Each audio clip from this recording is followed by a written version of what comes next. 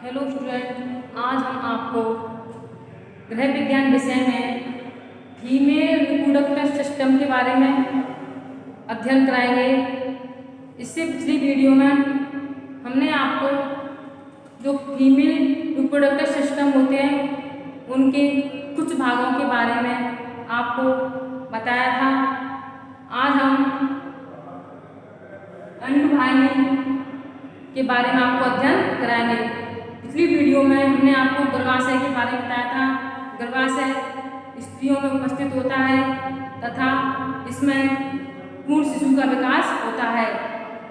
उसी प्रकार गर्भाशय के साथ साथ अंडवाहिनी डिंबवाहिनी का अध्ययन करेंगे। तो अंडवाहिनी होती क्या है इसके बारे में हम आपको बताएंगे। तो अंडवाहिनी, डिंबवाहिनी, फैलोपियन ट्यूब, यह इनके ही नाम है। अंडवाहिनी को डिंबवाहिनी या फैलोपियन ट्यूब। यह संख्या में 2 होती है। यह गर्भाशय के दोनों ओर दाएं और बाएं स्थित होती है। तो गर्भाशय के ऊपर जो आपकी डिंबवाहिनी नली होती है, फैलोपियन ट्यूब होती है, तो गर्भाशय के ऊपर अंडग्रंथि मतलब अंडाशय, अंडाशय के दोनों ओर, उस दिन मैंने आपको डायग्राम के थ्रू समझाया था। अंडाशय के दोनों ओर एक दाएं और बाएं स्थित होती है। कितनी होती हैं? दाएं और बाएं 2 होती हैं अंडवाहिनी नलियां। जो फैलोपियन ट्यूब की लंबाई होती है 100 से 125 मिलीमीटर तक होती है। इसकी लंबाई 100 से 125 मिलीमीटर तक होती है। यह एक खोखली नली होती है। कैसी होती है? खोखली नली होती है।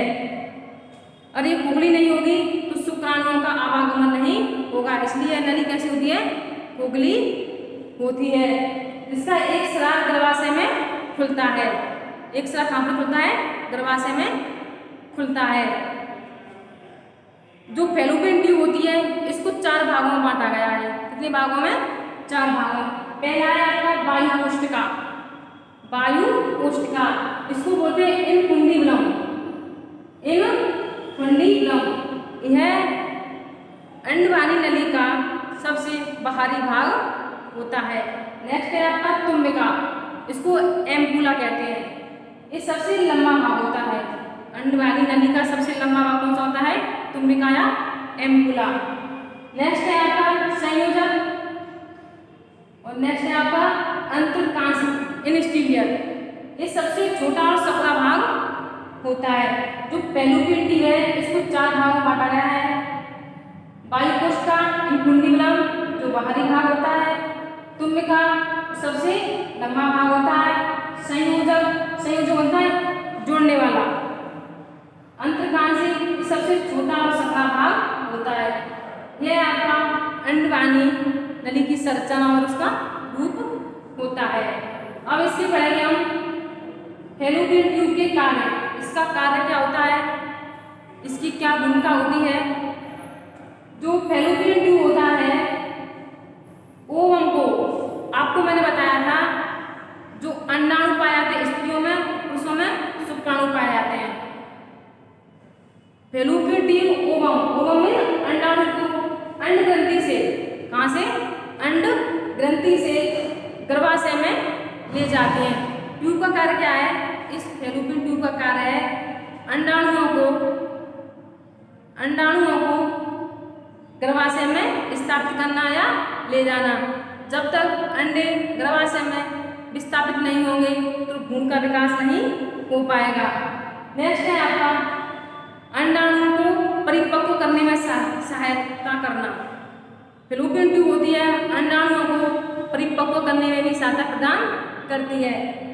नेक्स्ट है जो फैलोपियन ट्यूब की जो आंतरिक भाग होता है, जो श्लेष्मा युक्त चिकना होता है, जो शुक्राणुओं अंडाणुओं को एक स्थान से दूसरे स्थान तक ले जाने में सहायता प्रदान करती है। यही आपके फैलोपियन ट्यूब के कार्य होते हैं। जो फैलोपियन ट्यूब का जो आंतरिक भाग होता है श्लेष्मा युक्त तथा इसमें छोटे छोटे रूम पाए जाते हैं। जो अंडाणु की गति को सहायता प्रदान करते हैं। ये आपका हो गया अंडाशय, डिंबवानी, फैलोपियन ट्यूब। तीनों के एक ही नाम है, तीनों नामों को जानना अति आवश्यक है। अब हम पढ़ेंगे अंडाशय। अंडाशय का को अंडग्रंथि भी कहते हैं, डिंब ग्रंथि भी कहते हैं, वैसे इसका नाम है इंग्लिश में ओवेरी। तीनों नामों को ध्यान रखना आवश्यक। अंडाशय, अंडग्रंथि, डिंब ग्रंथि, ओवेरी। इनकी भी संख्या 2 होती है। सर्वप्रथम हमें इनकी संख्या के बारे में हमें ज्ञान होना चाहिए। गर्भाशय तो एक ही होता है। तो गर्भाशय का जो भाग होता है 2 अंडवानी नली जुड़ा होता है, तो अंडवानी नली 2 होती है। उसी प्रकार अंडाशय भी 2 होते हैं, दाएं और बाएं। तो जो अंडाशय है फैलोपियन ट्यूब के कहाँ पर, फैलोपियन ट्यूब के स्वतंत्र सिरे पर 2 बादाम के आकार के, 2 बादाम के आकार की भूरे रंग की रचनाएं होती हैं। कैसी होती है? भूरे रंग की रचनाएं होती हैं। इनकी संख्या कितनी होती है? 2 होती है। इनकी संख्या का ध्यान रखना अति आवश्यक है। यह गर्भाशय के दोनों ओर स्थित होती हैं। जो आपकी अंडाशय है गर्भाशय के दोनों ओर स्थित होता है। अंडाशय से कार्य क्या है? अंडाणुओं का निर्माण करना, एग रिलीज करना, तभी तो निषेचन की प्रक्रिया संपन्न होती है। तो अंडाशय का कार्य क्या है? अंडाणुओं को निष्कासित करना, स्त्रावण करना। उसी प्रकार जो अंडाशय की लंबाई होती है 2.5 सेंटीमीटर से 3.5 सेंटीमीटर तक होती है। चौड़ाई इसकी 2 सेंटीमीटर, तो मोटाई 1 सेंटीमीटर होती है। अंडाशय ऊपर की ओर, जो अंडाशय का ऊपरी जो भाग है एक जुड़ाव होता है, जुड़ाव से जुड़ा हुआ होता है, उसको बोलते हैं अंडाशय की स्नायु, ओवरियो लिगामेंट, ओवरियो लिगामेंट से जुड़ी होती है।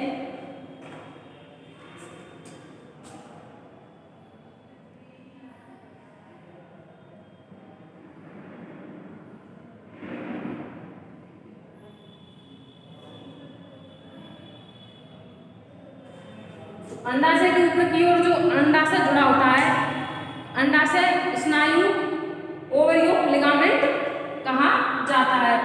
जिस प्रकार से जो स्त्री के अन्य भाग किसी न किसी स्तर से मिलकर बने होते हैं, उसी प्रकार अंडाशय है 2 स्तर से मिलकर बना होता है। तो पहला है आपका मेडुला। क्या है आपका? मेडुला। जो मेडुला होता है जो अंडे के बीच का स्तर होता है, जो मेडुला भाग होता है जो अंडाशय का बीच का स्तर होता है।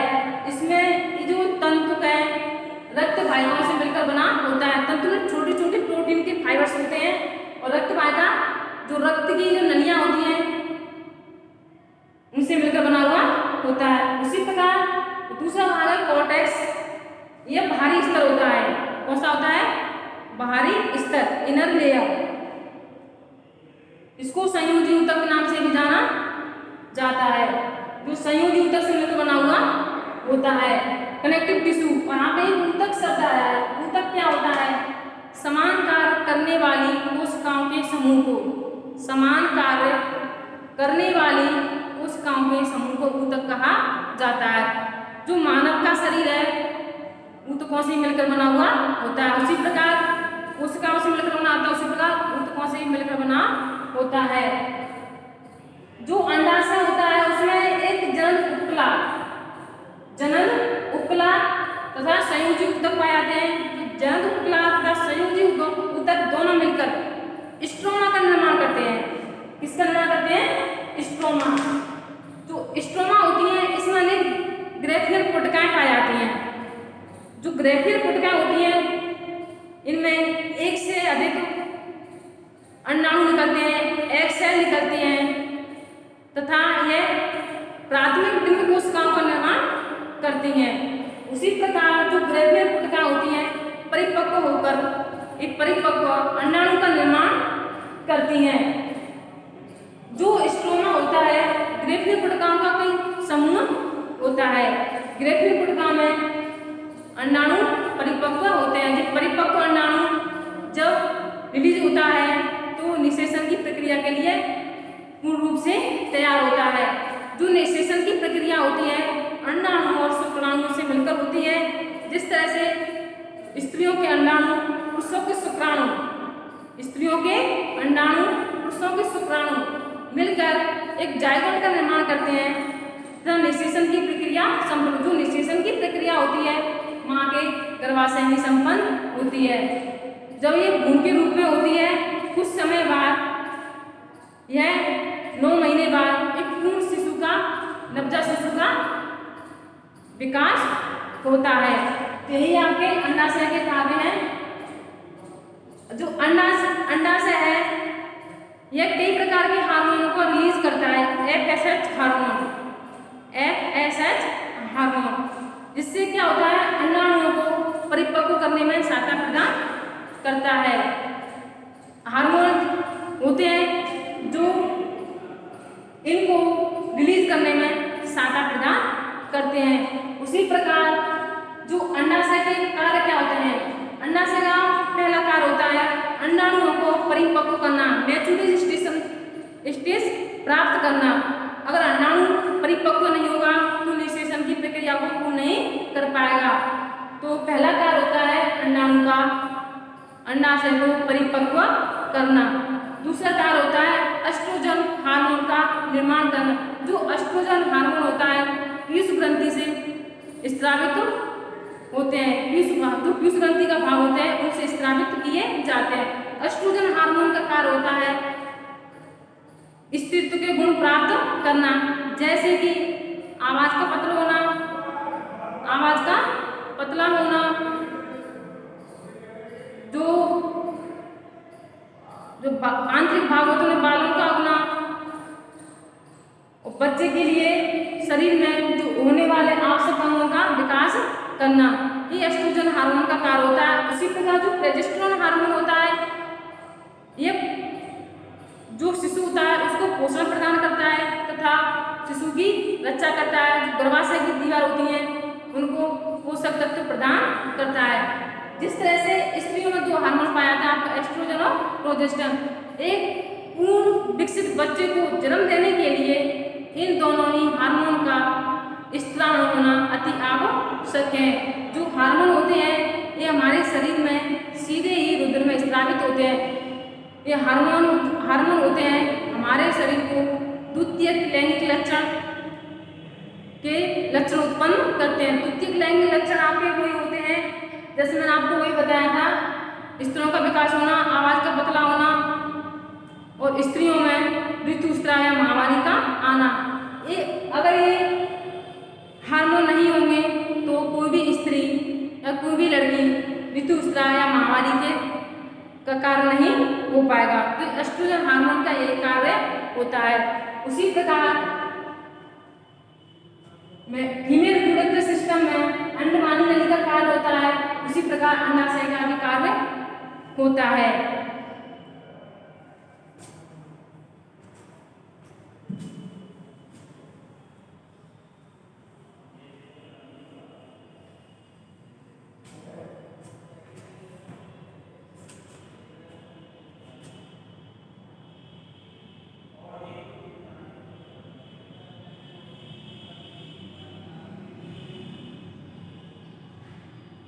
ये आपका अंडाशय का चित्र है।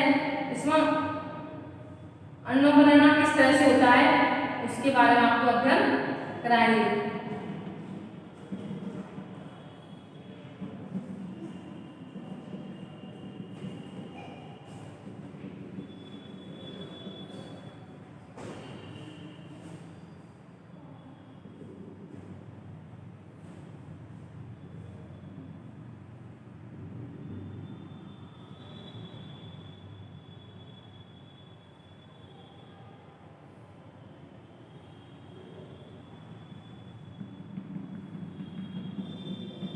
जो अंडाशय होता है इसमें कई अंडाणुओं का समूह होता है। कुछ जो परिपक्व अवस्था में होते हैं, कुछ अपरिपक्व अवस्था में। जो परिपक्व अंडाणु होते हैं उस अंडाशय से रिलीज हो जाते हैं, निष्कासित हो जाते हैं, उसी से अंडोत्सर्ग की क्रिया संपन्न होती है। इसकी क्रिया संपन्न होती है अंडो